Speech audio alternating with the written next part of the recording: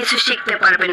আর যদি মূর্খের সাথে তর্কে জড়ান, জিততে তো পারবেনই না, উল্টা আপনার মান সম্মান যেটুকু আছে ওইটুকুও শেষ হয়ে যাবে।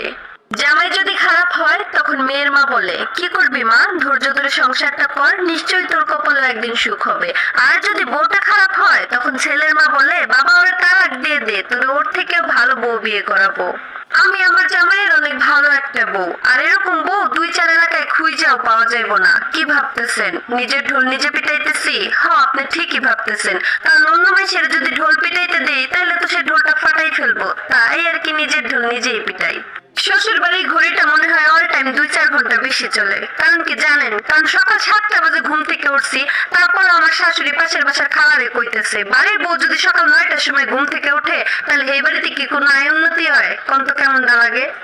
শত্রু কখনো বাইরের লোক হয় না, নিজেদের লোকই হয়। ওই যে স্বার্থে আঘাত লাগলে আপন লোকগুলোই শত্রু